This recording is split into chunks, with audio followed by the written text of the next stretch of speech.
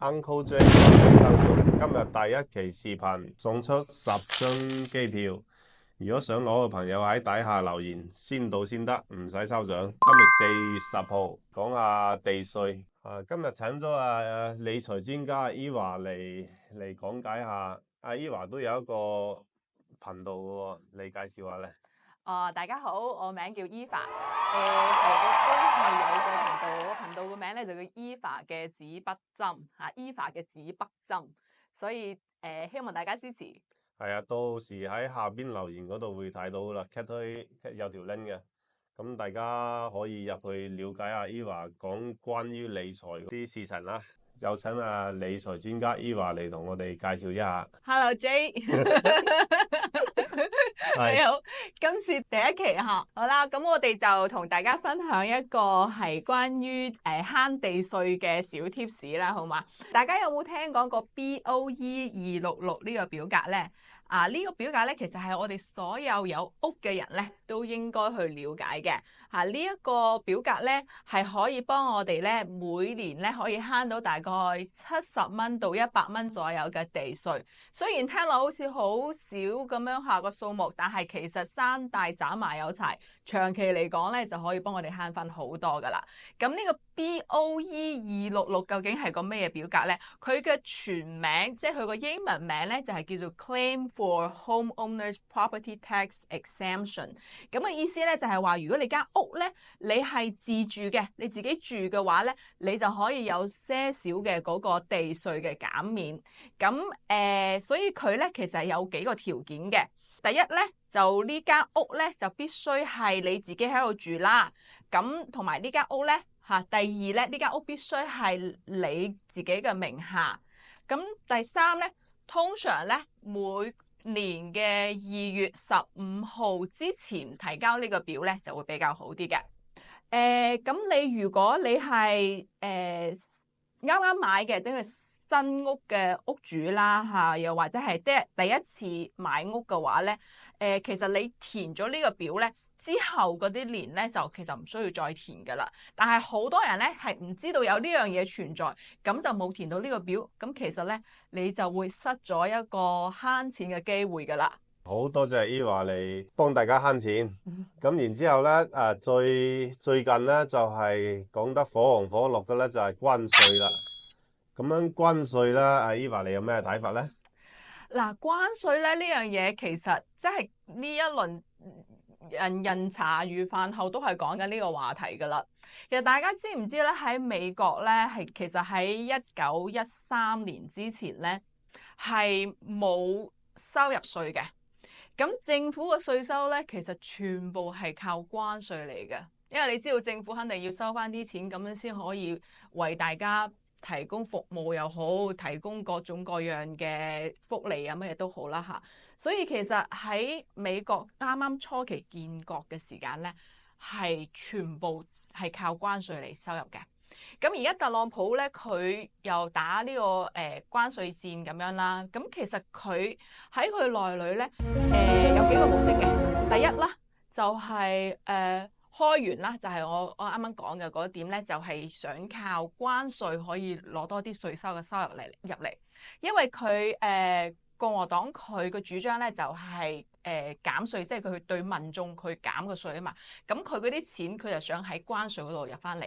咁佢預估咧，如果佢係關稅佢收翻嚟咧，一年可以有大概3000到6000億嘅呢個收入。所以呢個係佢嘅開源其中一個手段。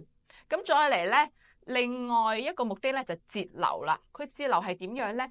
而家咧大家都知道咧，美國係美債係好重，即係好大一個負債啊嘛，係咪？咁佢嘅美債嘅收益率咧之前咧係4.81，其實係好高嘅。咁所以佢通過關稅呢個工具咧，佢係想將啲錢由股市流過去嗰個債券嗰度。咁多人買嗰個債券咧，咁佢個收益率咧亦都會降低。咁佢單係咧將嗰個美債嘅收益率咧，由之前嘅4.81咧降到而家嘅4.06% 嘅話咧，佢淨係喺利息嗰度咧就已經可以慳到差唔多6000億啦。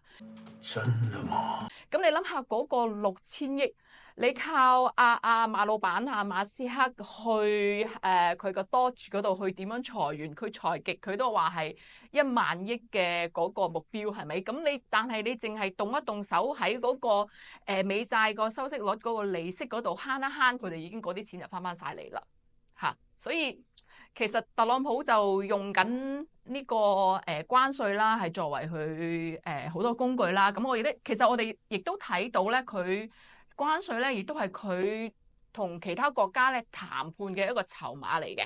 所以佢究竟嗰個關稅到最尾佢係唔係真係去實行咧？其實真係好難講，我哋拭目以待嚇。頭先你話講到個股市啦。而家個股市好似阿聰哥哥屋企咁嘅喎，自己玩晒，真係話升就升，話跌就跌，真係。咁啊，Eva 有咩睇法啊？咧，分享下。佢有講俾你聽幾時升幾時跌嘅喎，你冇留意咩？係嘛？佢冇 at 到我。嗱，冇 at 到你啊！咁你 at 翻佢啦。禮拜3嗰陣時候咧，佢就講話佢咪講話暫停90日嘅，即係嗰啲唔同佢對抗嘅嗰啲國家係咪暫停90日？